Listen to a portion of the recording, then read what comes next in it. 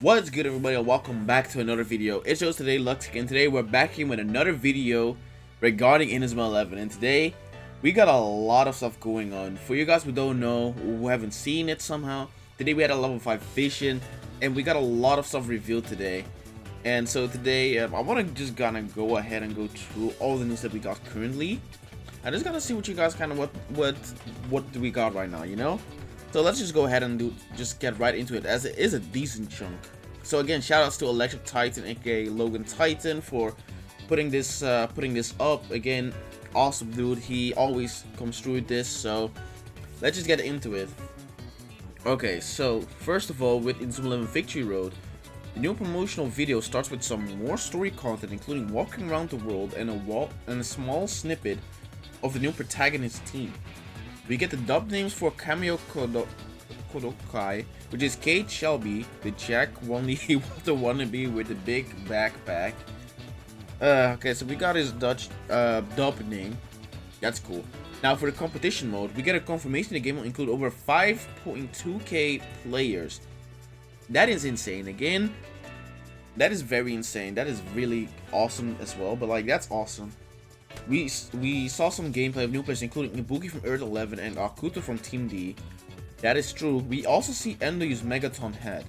That is true as well. Now I'm not gonna go and show the videos right now. I'll probably link the trailers down below of this video so you guys can check them out yourselves.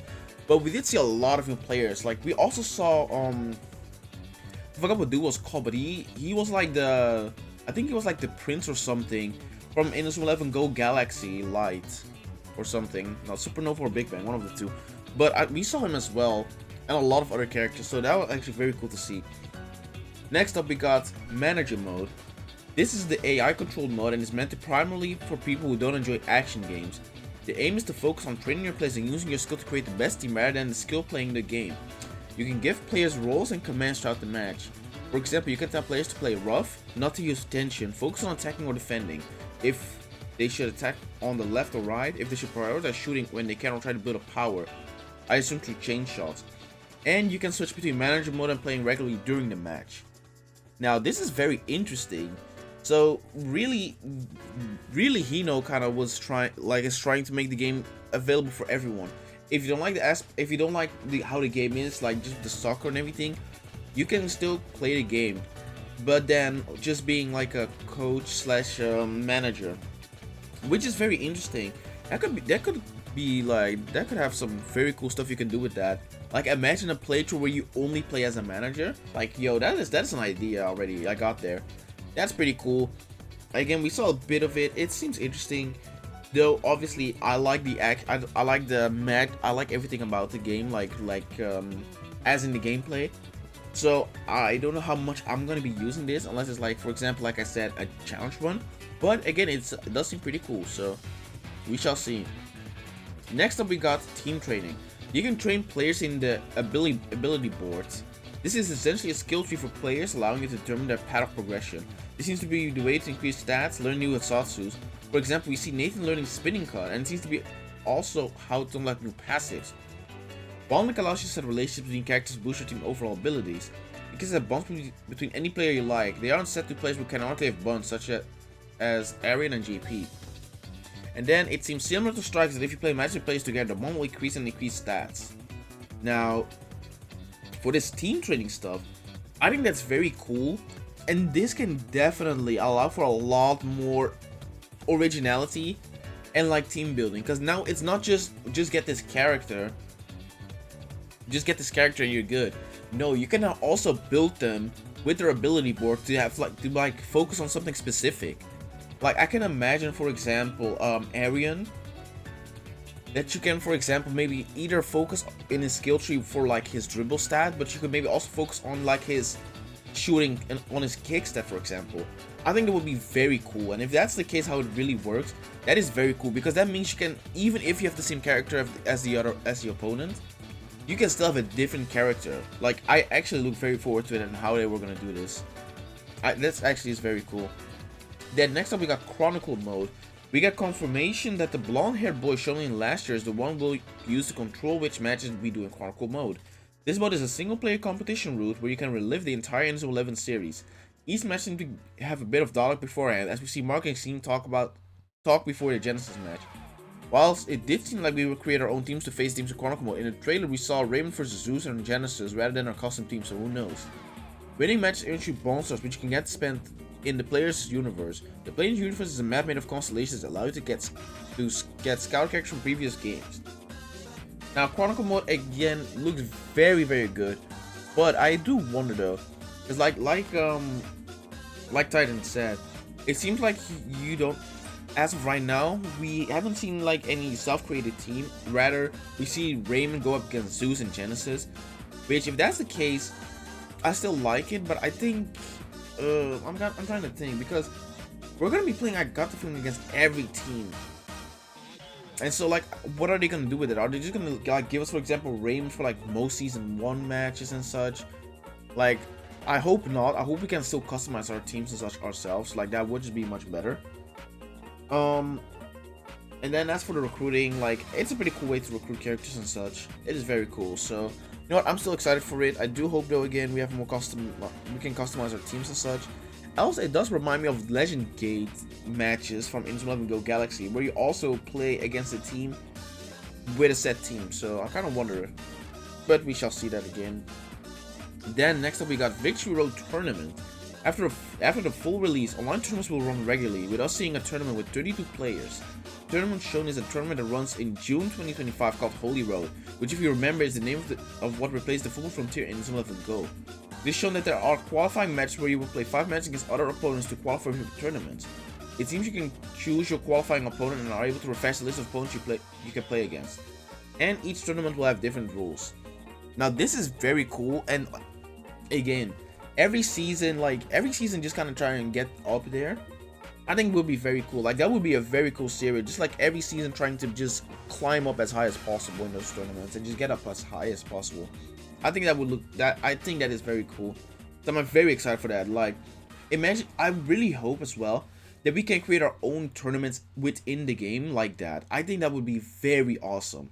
So I really hope they do that, but if not, hey, it's still a very cool thing. And then probably the most hyped thing we got from today's trailer, besides, well, I'm not gonna say what, but one of the most hyped things, Bond Town mode. In this mode, you'll be able to create your own player. You'll be able to customize a range of attributes, including body type, face shape, hair, nose, eyebrows, lips, glasses, and voice. Your avatar can be trained and participate in all game modes, and your avatar can also be changed to your favorite character. You can collect objects and characters from all other modes and place them in your town. Some objects can be unlocked from the demo, including Royal Academy Carriage for beating Alias Masters on God difficulty. Being Alias Master Legendary unlocks the Inazuma Tower from Inazuma Town, and beating the demo story unlocks a Soul Ball. Other items we see is Ray Noodles, metal beams that look like the ones dropped on Raymond in the Royal Academy match. That's crazy. The Raymond's Club room from Inazuma Eleven 1 and the Inazuma Caravan from Inazuma Eleven 2, and win some mana from Go. You can invite other players over, as I can invite Lux King, like Titan says, over to my Bond Town, and we can play matches and mini games. And you can interact with others, allowing you to earn points. Now this was fucking hype. Now I've seen a lot of people talk about this. Like, before this became a thing, I saw a lot of people talk about this, but I'm not gonna lie to you, I actually did not expect this to become a thing. But it actually is, and I'm so excited. That's actually very fucking crazy. We can create our own character, and we can use them in all modes, which also is interesting. So that really does make me think, like, why do they have to specify that? Does that mean that indeed in some game modes you have like a set team or something? And like, I do wonder, if you make your own character, like, how are we gonna be, like, that is gonna be so busted. Like, that really can become like something very broken, I got the feeling. But I'm also kind of excited for it. Like, that's really fucking awesome. I can't wait for it. I really can't wait. And then miscellaneous, we got the aim of the game is so it can be played infinitely and have an endless possibility. In the end of the trailer, we see a new character called Alice, who has a rabbit puppet who seems to be an antagonist. You know, apologize for the delay again, but wants to create the ultimate Inazuma game and will continue to bring on feedback from Inazuma posts. On the official website, the game is still scheduled to be released on mobile. Now, okay, now, so I've seen some people talk about this. I've read some opinions about this, and I get it. You know, I get it. people are mad still about the fact that the game got delayed to 2025 for now. I get it. I completely get it, you know. Especially since the beta came out this year. The beta's been out for like for almost half a year now, right? Close. I think 4 to 5 months right now. And the game doesn't release for like another 9 months. So I can get why people are kind of upset in a way. Especially since, again, this game, we've been waiting for Victory Road or like any version of an Inazuma 11 game for years. Like, it has been years. And so I get it. I very much get it. I don't want to sweep those feelings behind a rug or something, because, you know, that all matters. And in a way, I'm still annoyed by the fact I have to wait like 9 more months before the game comes out, and we don't even have a concrete date. But I don't know. I'm still excited for it. Like, I know I might just be very gullible, but I'm still very excited for it. Regardless, I just hope it doesn't get late again, because then again we're gonna be having some issues. But as of right now, I'm hyped for it. I'm hyped for it. Even though it's gonna take a bit, I'm hyped for it. Though again, if some stuff will happen with the game, again, if it gets delayed, I will speak up about it. Like, I'm not afraid to speak up about that. But again, for now, I think what he has shown us, the game is looking very good. Everything he's adding onto it, I think it looks very good. Now, that wasn't all we got though in the level 5 vision. We also got Inazuma 11 Re, which is a remake of Inazuma 11 1, releasing in 2026. It is in a chibi style similar to Link's Awakening on the Switch or Pokemon Brilliant Diamond and Shining Pearl. Dark has 2D animated characters. It also seems to use the 3D animation from Victory Road and will have a voice acting similar to Victory Road. The matches use a new gameplay system, but will use castle balls that are being introduced in Victory Road, and will include various new features. Now, this is probably the most hype thing we got, I want to say, because I think I saw people talk about possible remakes or like the games being re-released, but I did not expect, because we had 2 secret projects they were gonna show us, but like we did not know what it was. And so the fact they gave us this actually is fucking insane. Like, again, if you were at the stream or like if you checked out the video, I was fucking yelling, bro. I was yelling. It was insane. Oh my god, it was insane. Like, really. It like, and like, I looked at it and like the game looks okay, I want to say. I'm not gonna say it looks awesome or anything, but for a remake currently, I'm fine with it. I want to kind of see what they're gonna do, because the game is supposed to be releasing in 2026. Keep that in mind. So that means we got 2 years, like around 2 years. So you shouldn't really worry about Inazuma 11 Re, I should say. Like, it's a very cool thing. It's very hype, but it's not something you guys should be like worrying too much about. It's very cool that we know something like this is coming out, but yeah, for now it's not a priority. Obviously they're working on Victory Road first. I'd rather them focus their energy on Victory Road rather than trying to like make both Victory Road and Inazuma 11 Re, because I got the feeling that could mess up stuff. So I'm fine with it. And then last but not least, the movies. The 2 new and 1 movie is releasing in Japan in December. That is very awesome.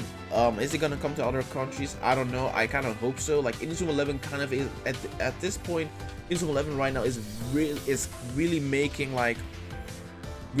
itself known. Like, I've seen a lot of YouTubers just talking about Inazuma 11 out of nowhere. You see YouTubers talking about this sports anime is underrated and everything, which is awesome. Like, I love how the whole show and the community as a whole just really has been getting a lot more spotlight as of late. That is very fucking awesome. Again, I don't know if it's gonna be releasing in other countries. I very much hope so, because if it does, I'm gonna be watching that with my friends, man. I'm definitely gonna be watching that with them. But anywho, guys, that's gonna be it for now. The website has not been updated yet, as far as I know, so we can't look at that right now. But that's kind of the overview of what we got today. Now, again, I'm very excited. I'm afraid of potential issues that could come up, but as of right now, I think the game looks awesome. Again, a lot of cool features they adding, plus Inazuma 11 Re just as a cherry on top. I just think that looks awesome. Let's just hope right now they don't delay Victory Road, because that really is like a big thing. Like, we don't want Victory Road to be delayed again, so I really hope it doesn't. Anyway, guys, I hope you guys enjoyed. If you did, make sure to leave a like down below and subscribe. I would really appreciate it. And without further ado, I'll see you guys in the next one.